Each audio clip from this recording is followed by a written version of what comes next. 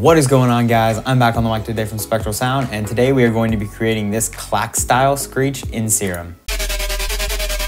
This is actually my recreation of one of the basses from the song Dead by Slander, the Klaxx remix, and I wasn't able to nail the recreation. However, I did end up with a pretty nice sound, and I did use some pretty cool techniques that I want to go over in this video. So first off, before we begin, the post-processing is simply an EQ, ducking down at just above 2000 and raising up in this very high end, along with cutting off above 17K, because you don't really hear any of the sounds above 17K. In fact, a lot of MP3 files duck the sound above 17K. They just get rid of it altogether because it's really not necessary all the time. And this sound was pretty frequent above 17, so I just cut it all down there. So we're gonna start off with a saw wave. You can ignore that it says saw to square there. I used the saw to square wavetable, but you can just use the default saw that pops up. The level is at 0% and is modulating up 75 with LFO1. LFO1 is gonna be the main pulsing motion of the sound that you hear going up and down really fast. So that's what that's doing. And I have the FM from B on to 57%.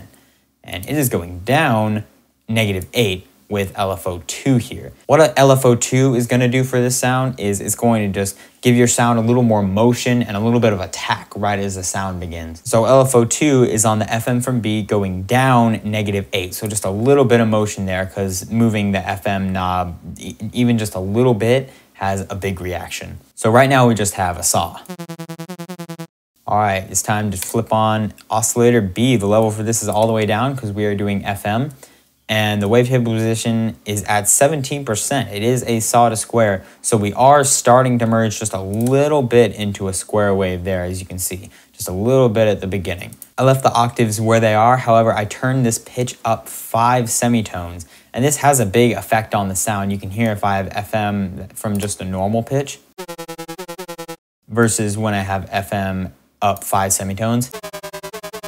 You can hear it kind of harmonizing with itself, and it even has a bit of a vocal effect just by doing that. Very nice, very nice. Let's flip on a sub and a noise. We're gonna choose a rounded square wave for this sub, so we're just getting a little bit of extra harmonics there along with the initial sine wave. Gonna direct out so it bypasses all the effects, and the level is going to be all the way up. Nothing can stop me, I'm all the way. Pitch down 2 octaves, obviously, so we're at the sub level. For the noise oscillator, I just left it at an acoustic hum because the noise isn't doing terribly much, to be honest. It's just adding a little bit more, crisp action in the high end and just cleaning out the sound a bit. So that's gonna be modulating up 24 with LFO1 here with the sub and the noise. Awesome, let's flip on the filter. This is going to be a Comb HL6 positive. And there wasn't a specific reason that I chose this comb filter out of all of these other than it was just positive. And what that means is that all of these peaks you see here are conforming with the even harmonic scale. So when we're playing it and it's key tracked, we initially get some boosts of even harmonics. So we're getting slightly cleaner sound versus a detuned wonky sound you'd get if it was a comb, something else negative. So I have the cutoff at 146, it's fairly low, and the resonance is at 45%. The drive is up 20, and I brought the mix down 70. Now what this is doing is basically saying that there's gonna be less valleys and more peaks. You can see if I brought the mix all the way up, the valleys start to dip into the spectrum there, and you're starting to get rid of more frequencies. I didn't want that, I just wanted some boosts, so I left the mid at around 70% there. And the drive is also helping with that, because normally with no drive, you can see there's only dips there. So I brought it up to about 20%, so we get a lot more little peaks and mountains along the range of the spectrum here. You also want to make sure this knob is all the way up, otherwise you may get that action. You can see it's not affecting the high frequencies there. Want it all the way up so it's affecting the full frequency spectrum. All right, now with the filter, this is what we have. All right, we are getting there. Let's turn on the effects to beefing up the sound. The first thing we're gonna do is throw in a hyper dimension. We're gonna just turn the mix up to 41. That should be fine. For the dimension, the size is down to 0 and the mix is at 16%. Just a little bit of width here. We didn't want a lot because the sound isn't super stereo wide. We could make it stereo wide if we wanted to, but the original sound wasn't. I was just trying to beef it up a little bit. So that's all I did for that, just simple stuff. And then the distortion. This is going to be a line fold distortion. I normally don't use the line fold When I do use the fold distortion, I choose the sine fold. However, the line fold worked out, it just sounded a little bit cleaner to me for this particular sound. So the drive is just up 13%, and that's all we're doing for that, is what we have. Yeah, you can hear the distortion really beefed it up. Yeah, you can hear the difference. That's very nice. All right, let's throw on a flanger. The rate is all the way down, and the depth is at 40%. Now, basically, it's telling the flanger not to move at all, just to stay still where it is, and then we'll choose a spot where the peaks and valleys sound good. Very similar to what we did with the comb filter here. Also, turn on key tracking. Just make sure I told you that. I forget if I told you that or not. But that needs to be on, otherwise it's going to be in a completely different spot in the frequency spectrum. But we're just doing the same basic thing here. The depth I have at 40%, that's where I thought it sounded nice. The feedback is at 50% and the phase is at 180. The mix, I just, mixed it in a little bit at 54%. I didn't want to get like the full effect of the flanger because it is pretty strong. I just wanted a little bit of the mix there. Now flip on the phaser, we're gonna have the rate, the depth, and the frequency all the way down. If I turn the mix all the way up, you can really hear what this does. It creates a kind of guitar amp effect. However, it is very harsh, so I just turned it down to around like 65 or so. That'll be fine. I wanted the effect to be there, I just didn't want it to be that strong because it is very harsh of an effect.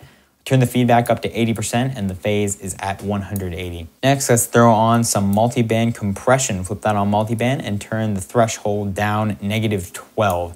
Now, everything else should be exactly the same except for this mid-band, which I brought up from 100% to 130%. So we're just getting a little more compression, a little more threshold in that mid area to thicken it out. There we go, that's a really strong sound. All right, let's throw on a chorus to kind of widen it out and beefing it out a bit. The rate is 0.01, delay 1 is 0.0, and delay 2 is 0.3. So just a very, very tight delay here.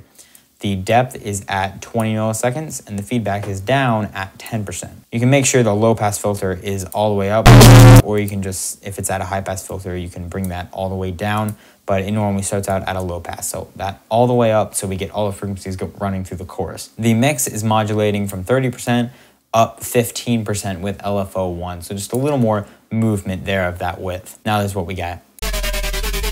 All right, we're almost done here. The next effect is a reverb. We're gonna flip it on plate for this one. The size is at 20% and I didn't want any pre-delay. If you don't know what the pre-delay does, that's basically how much delay there is from the sound actually starting to the reverb starting. You can hear if I play a note,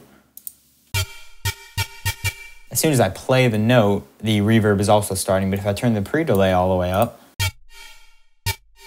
you can see there's a delay, and this is basically adjusting the time that it takes the reverb to pre-delay. So I'm just taking that down because I wanted it to start almost as soon as I hit the note. The low cut is at 13%, just cutting the very low frequencies, and the high cut is at 30. The width I did not have up all the way. Normally I have it up all the way. However, like I said, this isn't a super stereo wide sound.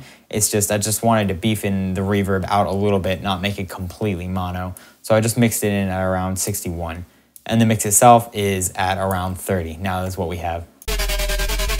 Cool, and for the last effect, it is an EQ. On this side, we're gonna select the high pass EQ. The frequency is gonna be at 210 Hertz, going up 40 with LFO2 here. You can see it just creates a little more vowel and a little more attack motion here. You can see it moving around when this modulation happens. The EQ factor is at 46%. And the gain doesn't matter because it's a pass type. For this side, we're just gonna select a peaking EQ. The frequency is at 6768, just somewhere up in those high frequency ranges. And the Q factor is down 34%. The gain I have up just 2.5, just a little bit of boosting in that region. And I thought it just needed a little bit more there. Now with the EQ, this is what we got. Before I wrap up this tutorial, I just want to say LFO3 is going to be the pitch fall at the very beginning. This is just going to give the sound a little more attack and a little more character. You have this on envelope mode, and it's just this sharp downfall at 1/4 rate. If you go into the matrix, select LFO3 for a source somewhere on an empty channel here. We can select master tune under the global tab, and you can just turn this up 2. And that's all you have to do. Also make sure that the type is on unipolar. If it were on bipolar, it'll go down too far.